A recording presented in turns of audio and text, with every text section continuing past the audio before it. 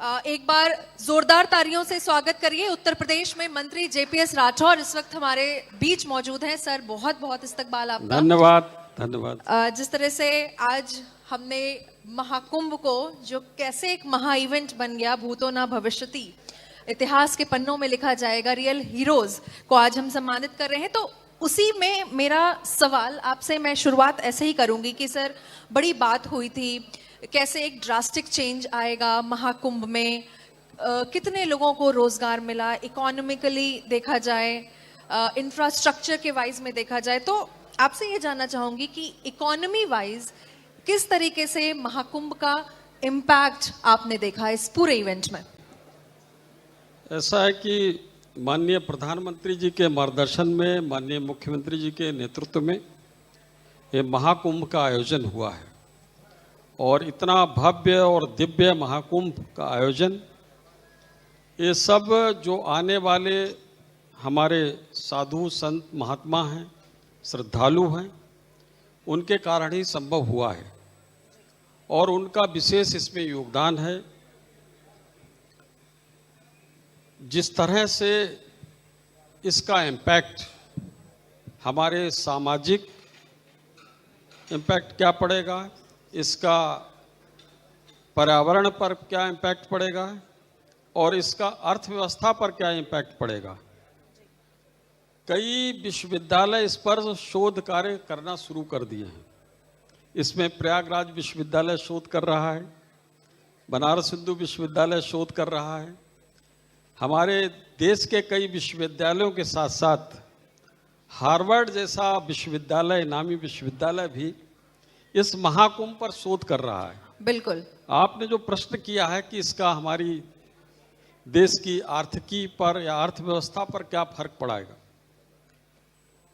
जब उसका असेसमेंट किया गया, हमारे प्रदेश की जो आर्थिकी इकोनॉमी है अभी लगभग 30 लाख करोड़ की है और अकेले कुंभ ने 3 लाख करोड़ का इम्पैक्ट डाला है। यानी हमारे प्रदेश की अर्थव्यवस्था में अकेले कुंभ का योगदान, महाकुंभ का योगदान ही 10% का हो गया है। तो आप समझ सकते हैं कि कितना बड़ा इम्पैक्ट हमारे प्रदेश की अर्थव्यवस्था किस पे पड़ा है। और अर्थव्यवस्था पर जब कोई चीज़ असर डाला जाता है, पड़ता है, तो हमारे सामाजिक क्षेत्र के हर पहलू पर उसका असर पड़ता है। तो कहाँ महाकुंभ का, बाकी तो आप समझ सकते हैं कि कितना इम्पैक्ट हमारे सामाजिक सांस्कृतिक उस पर पड़ा है और हमारी सांस्कृतिक जो विरासत है कितना समृद्ध हुई है और जो हमारी चेतना है वो जागृत हुई है, वो निश्चित रूप से उसका एक उल्लेखनीय वो है। लेकिन अर्थव्यवस्था पर भी इतना पड़ेगा शायद हमने भी कभी सोचा नहीं था। आगे आने वाले समय में इसका और बड़ा परिणाम आने वाला है। बिल्कुल। राठौर साहब, एक सवाल आपसे मेरा कि देखिए, महाकुंभ जैसा जब भव्य आयोजन सफलतापूर्वक संपन्न हो जाता है तो ये कहना गलत नहीं होगा कि ये वो चीज़ें दिखाती हैं कि जब शासन सशक्त हो तो भक्ति भी किस तरह से सुरक्षित हो सकती है। ये चीज़ें हमने महाकुंभ के दौरान देखी। लेकिन जैसा कि अभी निकिता का भी सवाल था, मेरा भी सवाल उसी से जुड़ा है कि विपक्ष की तरफ से लगातार ये आरोप लगाए जाते रहे हैं कि मूलभूत मुद्दों से ध्यान भटकाने के लिए ऐसे कई मुद्दे बीजेपी की तरफ से उठाते रहे गए हैं कि मूलभूत जो मुद्दे हैं उनसे जनता का ध्यान भटका रहे। ये एक आरोप विपक्ष का हमेशा आप पर लगता रहा है। देखिए, ये करना चाहिए तो सत्ता पक्ष को ही कि ऐसा मूलभूत मुद्दों से ध्यान भटकाना चाहिए। लेकिन असलियत ये है कि मूलभूत जो मुद्दे हैं वही विपक्ष भटकाता रहता है। विपक्ष जो जनता की समस्याएं हैं, कौन सा मुद्दा है, उन्होंने प्रेस मीडिया के माध्यम से या विधानसभा में या लोकसभा में उठाने का काम किया है। विधानसभा में जब सत्र चलता है तो पहले तो ये होता था कि सत्ता पक्ष के लोग ज़्यादा विधानसभा नहीं चलाने देना चाहते थे। आज स्थिति उल्टी हो गई है कि विपक्ष विधानसभा से दूर भागता है क्योंकि उनके पास कोई मुद्दा ही नहीं होता है। तो मुद्दाहीन विपक्ष हो गया है, दिशाहीन विपक्ष हो गया है और कोई जनता से संबंधित कोई मुद्दा जब वो उठाते हैं तो पता चला कि उसके जवाब में इतना बेहतर तरीके से सरकार की तरफ से प्रेजेंटेशन जाता है कि जनता के लिए आप जितना सोच रहे हैं उससे कई गुना ज़्यादा काम सरकार कर चुकी है, तो वो उनको उल्टा ही पड़ता है। आज विपक्ष के पास कोई मुद्दा नहीं है, तो विपक्ष इसी प्रकार से उल जलूल मुद्दे उठाते हैं। कुंभ में वो कह रहे थे कि वहाँ पर भीड़ नहीं है, सबने देखा कि 66 करोड़ से ज़्यादा लोग वहाँ पर आए। हाँ, पहले वो ये सबको बयान- झुठला रहे थे। ये- आखिर आप कितने लोगों की आंखों में धूल झोंक लोगे? मतलब सभी लोगों की आंखों में, जहां पर सैकड़ों हजारों कैमरे लगे हैं, जहां पर सैकड़ों हजारों मीडिया के लोग घूम रहे हैं, और इसके बावजूद भी वो कह रहे हैं वहां पर भीड़ नहीं है। ना जाने इनके पास कौन सी दूरबीन है जिससे वो देख लेते हैं कि वहां पर भीड़ नहीं है। अभी हमारे AK शर्मा जी कह रहे थे कि उनको वहां की लाइट्स नहीं दिखाई पड़ रही, वहां की स्वच्छता नहीं दिखाई पड़ रही, वहां की व्यवस्था नहीं दिखाई पड़ी। सब पर उन्होंने कमेंट करने का काम किया है। आखिर विपक्ष को सोच को क्या लकवा मार गया है? विपक्ष ने एक तय कर रखा है, एजेंडा बना रखा है कि सत्ता पक्ष जो भी करेगा अच्छे से अच्छा काम, उसमें नुक्स निकालेंगे। मर्यादा पुरुषोत्तम प्रभु श्री राम का मंदिर बना, उसमें उनके चचा जान ने जो राष्ट्रीय अध्यक्ष जी के वास्तु दोष निकाल लिया। आज तक कोई वहां पर स्वयं राष्ट्रीय अध्यक्ष जी, उनके चचा जान राम मंदिर तो दर्शन प्रभु श्री राम करने गए नहीं, लेकिन राम मंदिर में वास्तु दोष निकाल लिया। आखिर वो कौन सी दूरबीन है समाजवादी पार्टी के पास? वो जरा मीडिया के माध्यम से मैं भी उनसे जानना चाहता हूं कि वो दूरबीन से सब चीजें देख लेते हैं, वो भी बताने की कृपा करें जी। जैसा कि आपने अखिलेश यादव जी का भी जिक्र किया, नाम नहीं लिया लेकिन जिक्र किया, लेकिन सवाल मेरा उसी से है कि पहले वो कह रहे थे कि ट्रेनें खाली जा रही हैं, महाकुंभ पूरी तरह से खाली है, वहां पे जनता नहीं जा रही है। फिर जिस तरह से वहां पे उन्होंने करोड़ों की भीड़ देखी, फिर उन्होंने अपना बयान पलट दिया कि लोग तो बहुत जा रहे हैं, बहुत ज्यादा जा रहे हैं, लेकिन व्यवस्थाएं नहीं है। वही कह रहे हैं कि वो अपने बयान पर रोज रोज पलटते जाते हैं। अब वो बयानवीर हो गए हैं, केवल ट्विटर पर पूरी राजनीति खेलने का काम। आज सुबह मुझे कोई पत्रकार बता रहा था कि बहुत लंबा चौड़ा ट्विटर को आज सुबह सुबह उन्होंने भेजा है। कह रहे कि हमने कहा देखे, कह रहे कि पढ़ने में टाइम लग रहा है भाई साहब, क्या भेजा है? तो मैंने कहा कि इस तरह से केवल ट्विटर पे बैठकर और राजनीति करने का काम कर रहे हैं। 2027 के बाद वो सफाई के सफर पर निकल जाएंगे। समाजवादी पार्टी समेत उनके राष्ट्रीय अध्यक्ष का राजनीतिक भविष्य समाप्त हो चुका है। अब उनके लिए राजनीति में बचा कुछ नहीं है। वक्फ बोर्ड की जो अभी इन्होंने हंगामा किया, वक्फ बोर्ड की जमीन की उन्हें चिंता नहीं थी, उनको राजनीति की, अपनी राजनीतिक जमीन की चिंता थी। तो राजनीति की जमीन भी उनकी चली गई और वक्फ बोर्ड की तो जमीन चली ही गई है। ट्विटर वाली सरकार बन गई है क्या विपक्ष? पूरी तरीके से ट्विटर पे ही ट्विटर खेल रहे हैं। और आए जनता के मुद्दों के लिए सड़क पर संघर्ष करें, विधानसभा में बात करें, लोकसभा में बात करें, वहां पर पूरा अवसर दिया जा रहा है। हम ज़्यादा से ज़्यादा समय विधानसभा में चलाना चाहते हैं। हम चाहते हैं कि अगर हमसे कुछ गलती हो रही है तो विपक्ष हमको बताए, तो हम उसको सुधार के अच्छा काम करें। लेकिन विपक्ष की तरफ से ये कोई भी रचनात्मक सुझाव नहीं आता है। लेकिन वो कह रहे हैं कि महाकुंभ में तो हमने उनको बहुत सारी ऐसी आइडियाज दिए थे, बहुत सारी बातें हमने बताई थी कि अव्यवस्थाओं को किस तरह से दूर किया जाए, लेकिन हमारी बातें तो बीजेपी सुनना नहीं चाहती है। उनको लगता है कि अगर हम कुछ बता रहे हैं तो हम महाकुंभ का विरोध कर रहे हैं। वो कहते हैं कि योजनाएं हम बनाते हैं, हम उन्हें धरातल पर लाते हैं, लेकिन सिर्फ बीजेपी फीता काटकर क्रेडिट खुद ले लेती है। देखिए, ऐसा है कि वो तो काम समाजवादी पार्टी के लोग करते रहे। क्या इतने एयरपोर्ट्स उत्तर प्रदेश में बने हैं? कभी 4 एयरपोर्ट थे, आज 16 सक्रिय एयरपोर्ट उत्तर प्रदेश में चल रहे हैं और आगे आने वाले समय में 21 एयरपोर्ट हो जाएंगे। अभी इसी 1 माह के भीतर ही मुझे लगता है कि अंतर्राष्ट्रीय स्तर पर हमारा एक एयरपोर्ट जेवर में चालू हो जाएगा। तो इस तरीके से 21 एयरपोर्ट वाला प्रदेश हमारा उत्तर प्रदेश नंबर 1 का प्रदेश बनेगा, जहां पर सबसे ज़्यादा एयरपोर्ट्स होंगे। और कितने एक्सप्रेस हाईवेज बने हैं, कितने एक district 1 medical college, 1 district 1 medical college की दिशा में काम किया गया है। रोड का इंफ्रास्ट्रक्चर कहाँ मतलब गांव गांव तक फैलाने का काम हमारी सरकार ने किया है। स्कूलों का कायाकल्प करने का काम किया गया है। कोई ऐसा क्षेत्र छोड़ा नहीं गया जहां पर काम नहीं हुआ है। तो वो एक प्रश्न करते हैं तो हम 10 तरीके से उसको जवाब देते हैं, इसलिए उनके पास प्रश्न खत्म है। राठौर जी, जिस तरह से देखिए मुख्यमंत्री योगी आदित्यनाथ ने भी एक बड़ी बात कही थी कि इस महाकुंभ में जिसकी जो भावना थी उसको वो दिखा। अब विपक्ष अपनी लगातार जो भी बातें करे वो खैर उनका आपसी तालमेल है। अब आपके विभाग की तरफ आते हैं। हम ये जानना चाहेंगे कि उत्तर प्रदेश में जो जिला सरकारी बैंक हैं वो लगभग बंद होने की स्थिति में थे। उस स्थिति में, उस सिचुएशन में आपने उन सबको रिवाइव कैसे किया था? ये बहुत अच्छा और समय पर प्रश्न पूछा आपने, और पहली बार मीडिया से इस तरीके से इंटरेक्ट हो रहा हूँ मैं। आपके चैनल के माध्यम से जनता से भी मेरा संवाद हो रहा है कि उत्तर प्रदेश में कुल 50 जिला सहकारी बैंक हैं। जब मैं मंत्री बना 3 साल पहले, उस समय तक भी 16 जिला सहकारी बैंक ऐसे थे जो कि बंद पड़े हुए थे जी। रिजर्व बैंक ऑफ इंडिया ने वहां पर ताले लगाए हुए थे। कार व्यवसाय बंद कर दिया गया कि ना तो आप किसी को लोन दे सकते हो और ना ही कोई कार व्यवसाय कर सकते हो, ना डिपॉजिट कर सकते हो। उन परिस्थितियों का सामना करते हुए जब पहली कैबिनेट की मीटिंग हुई, माननीय मुख्यमंत्री जी का मेरे से एक मात्र प्रश्न था कि 16 जिला सहकारी बैंक बंद पड़े हुए हैं, उनको कैसे संचालित करेंगे, क्या करेंगे, इसकी योजना बनाइए।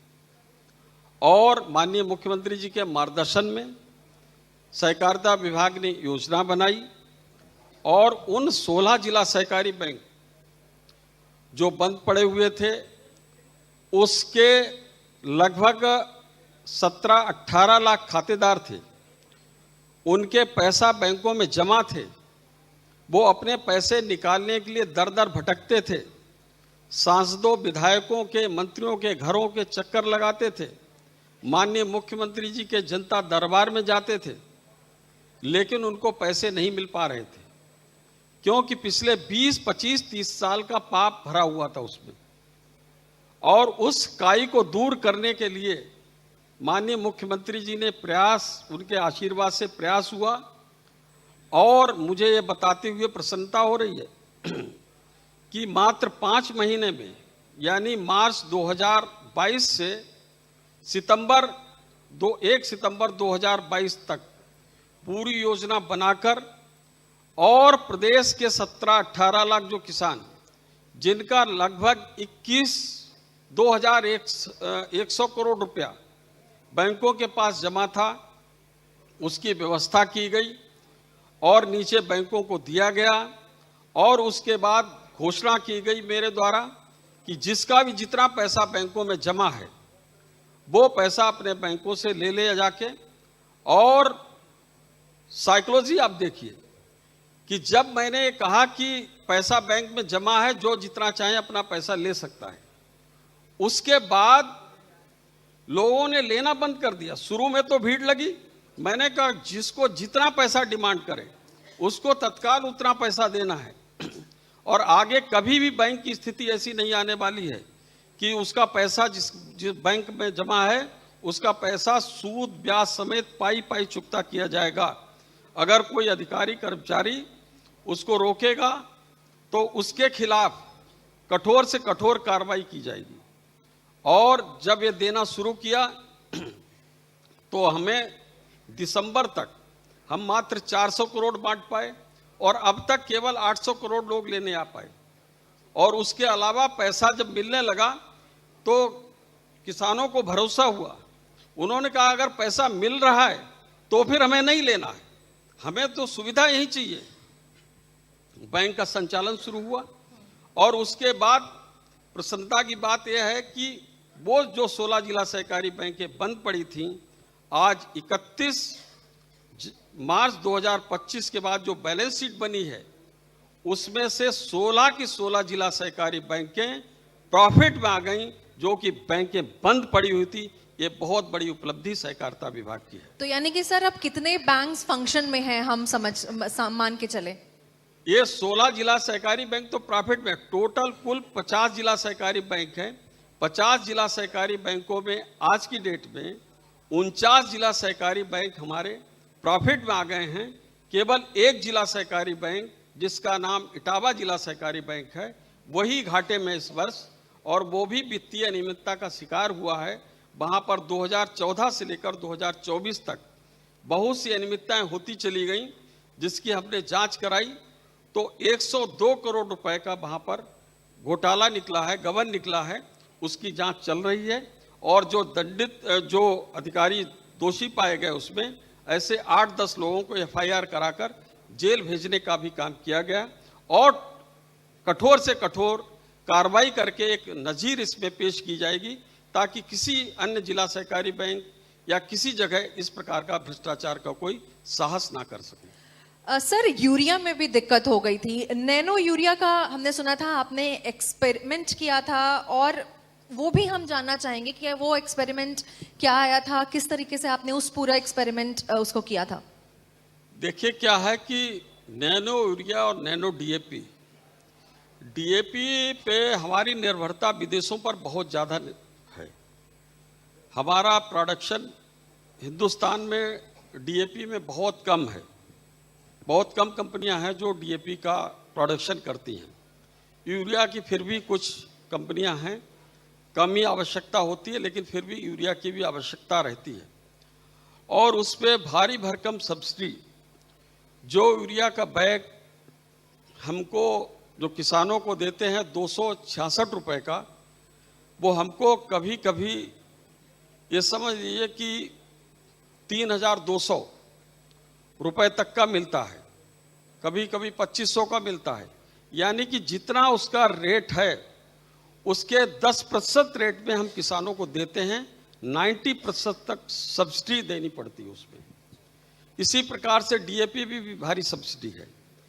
तो अब उसके विकल्प के रूप में नैनो डीएपी एक प्रोडक्ट निकाला है।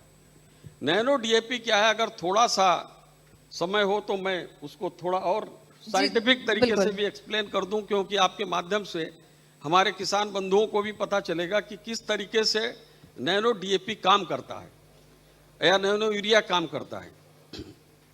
एक नैनो यूरिया है, एक लिक्विड फॉर्म में रहता है। इसको पानी में मिलाकर ये केवल आधा लीटर बॉटल में जाता है, और उस आधा लीटर बॉटल में 1 बोरी यूरिया की ताकत है। मतलब 1 बोरी यूरिया के लिए अगर 1 एकड़ में डालनी हो तो 1 बोरी यूरिया चाहिए। वो आधा लीटर बॉटल नैनो यूरिया की पर्याप्त है उसके लिए। पानी में मिलाइए और उसके बाद उसका छिड़काव कर दीजिए। अब वो काम कैसे करती है उसका साइंटिफिक तरीका ये है, बताते हैं थोड़ा सा, कि जब उसमें छिड़काव किया जाता है उसका, तो जो पत्ती है उस पत्ती में कुछ रोम छिद्र रहते हैं। उस रोम छिद्र के माध्यम से उसके जो नैनो कण है, यानी कि अगर साइंटिफिक भाषा में सोचें मिली माइक्रो नैनोमीटर, तो इस तरीके से है कि 1 मिलीमीटर कितना छोटा हिस्सा होता है, 1 सेंटीमीटर का 10वां हिस्सा 1 मिलीमीटर, उसका 1000वां हिस्सा 1 मिली माइक्रोमीटर, उसका भी। तो आप समझ सकते हैं कि वो कितना टिनी छोटा सा पार्टिकल हो जाता है। तो वो इतने छोटे सूक्ष्म कण में नैनो कण बनता है यूरिया का, और वो रोम छिद्र जो है पत्ती पे जब उस पर डाला जाता है तो उसके उस रोम छिद्र के माध्यम से पत्ती के भीतर चला जाता है, और पत्ती के भीतर जाने के बाद जो एक प्रकाश संश्लेषण की विधि, उससे वो अपना पौधा भोजन बनाने के लिए तैयार होता है और ज़्यादा से ज़्यादा भोजन बेहतर तरीके से बनाता है, और हष्ट-पुष्ट पौधा मजबूत हो जाता है। उसके पौधा जब मजबूत होता है तो उसका प्रोडक्शन अपने आप बढ़ता है। तो उसका एक साइंटिफिक तरीका ये है। अब इसको मैंने कैसे कैसे विस्तार किया है, तो पहले किसानों को ये समझाया कि नैनो यूरिया और नैनो डीएपी क्या है। तो इसको लेकर प्रदेश में पहले हमने वर्कशॉप की, फिर सभी जिला स्तरों पे हमने वर्कशॉप की, जिसमें हमने सभी जनप्रतिनिधियों को सबको बुलाया। उसके बाद फिर हमने ब्लॉक स्तर पर संगोष्ठियाँ की, जिसमें किसानों को सबको बुलाया, उस वहाँ के रहने वाले, उस ब्लॉक के रहने वाले किसान जो यूज करने वाले हैं, और वहाँ पर भी जनप्रतिनिधियों के द्वारा भी इन बातों को कि उसको इस्तेमाल कैसे करना चाहिए, उसके लाभ क्या हैं, किस तरीके से है। और वो बॉटल सस्ती भी है, मात्र 225 रुपए में बॉटल मिलती है। तो इस तरीके से उसके बाद उसका डिमॉन्स्ट्रेशन भी एक जगह कराया, और ड्रोन के द्वारा उसका डिमॉन्स्ट्रेशन करा सकते हैं, या स्प्रेइंग मशीन के द्वारा स्प्रे करके भी उसको यूज करके किसान उसका लाभ उठा सकते हैं।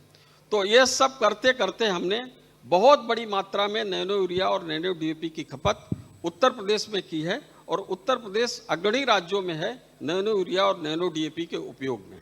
इसके द्वारा हमारी सब्सिडी भी बहुत बच रही है और किसानों को सुविधा भी बहुत ज़्यादा मिल रही है। बहुत शुक्रिया राठौर साहब, आपने अपना कीमती वक्त निकाला और आप हमारे साथ यहाँ मंच पर मौजूद रहे और हमारे तमाम सवालों का आपने बेबाकी के साथ हो गया जवाब समय, दिया। बहुत जल्दी हो गया।